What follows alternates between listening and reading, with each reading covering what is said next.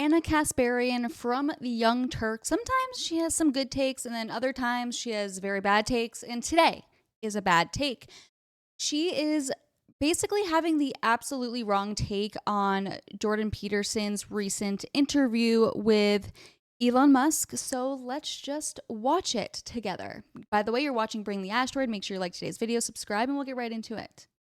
Elon Musk's transgender daughter, Vivian Jenna Wilson, has hit back at her father after Musk stated that Wilson was dead and killed by the woke mind virus in a recent interview with Jordan Peterson. First, we'll give you the context of Musk's comments, and then we'll get to Wilson's response. Here's what Musk told Peterson. Take a look. So my son Xavier is dead, killed by the woke mind virus. It happened to one of my older boys. I was essentially tricked into signing documents for one of my older boys, Xavier. This is before I had really any understanding of what was going on, and we had COVID going on, and so there was a lot of confusion. I was told, Xavier might commit suicide if he. That was a lie right from the outset. It wasn't explained to me that puberty blockers are actually just sterilization drugs. And so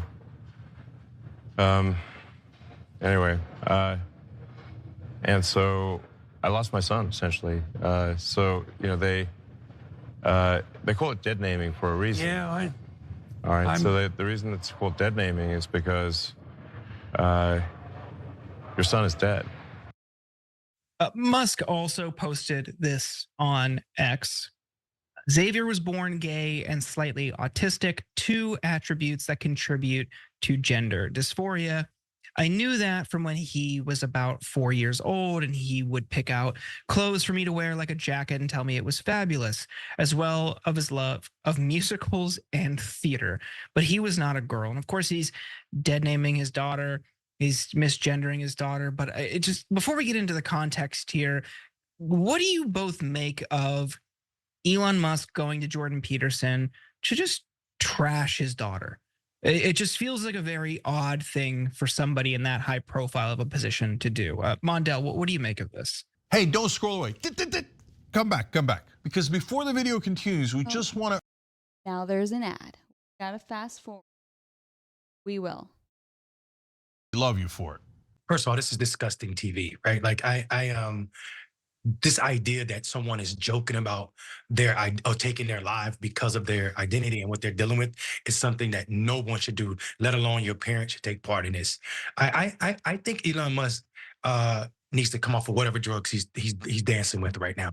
I don't see anything beneficial for his family or anybody for doing this interview. At this point, like I love the fact that now we get to associate how these people who swear that they care so much about family now being back because there's $45 million he promised to Trump. We get to just tie this to Trump too. Like I'm here for all of that, knowing that it is not a laughing matter because there's a real person that's being talked about and called dead from some kind of virus that is not a virus. And it is absolutely ridiculous for Elon Musk to be supposedly the smartest man on earth and saying dumb stuff like puberty blockers are sterilization. And I can't stand his voice. And when he's opening his mouth, it reminds me of how disgusting billionaires are. Yeah, so I have a few points to make about this.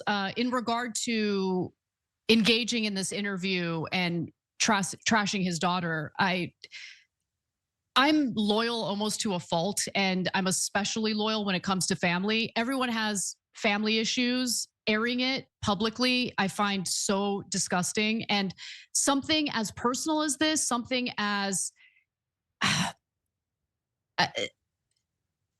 fraught as it's treated in conservative media, I would not have done this. And I can't believe he doesn't see what a bad idea that was and how disrespectful it is to his own child, right? Like, look, I try to meet people with a little bit of grace, even when I vehemently disagree with them. And so for some people, it's hard for them to accept the identity of their children, right? If they don't agree with the identity, if they don't understand it, if they're ignorant about it. But how about you deal with that privately rather than trashing your own child publicly on Jordan Peterson's podcast?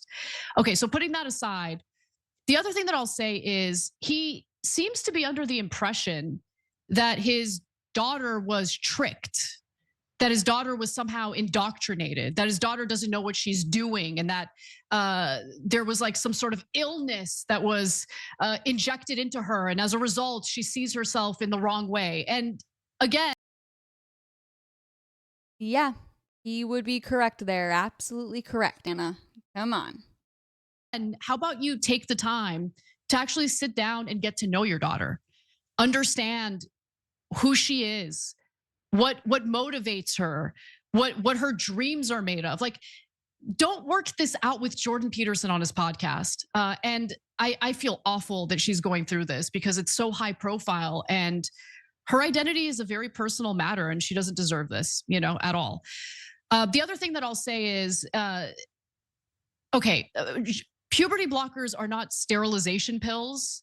There are sometimes side effects to them. And I think that it would be wrong to treat puberty blockers as if they're totally safe, totally reversible. There are potentially. Could you imagine advocating or being somewhat supportive of medical treatment that is literally called puberty blockers? Could you imagine? Side effects, and it's important for people to know about that. And if this issue arises within your family, make sure you're knowledgeable about it and you know your research, you're talking to doctors and you're getting good advice. But to just flat out refer to it as like a sterilization medication is also completely false.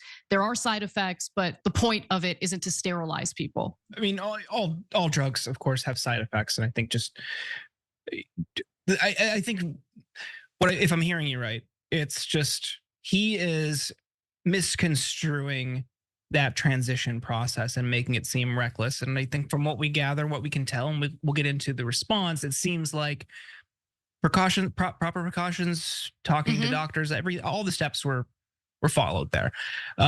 So you also pointed out he could have had a conversation with his daughter. And we're learning more about where Elon Musk was. I'm sure that he never had a conversation with his daughter about this. Like, these people know. Like, these people from the Young Turks would know. During this process, because Vivian, his daughter, sat down with NBC News for an exclusive after Elon Musk made these comments.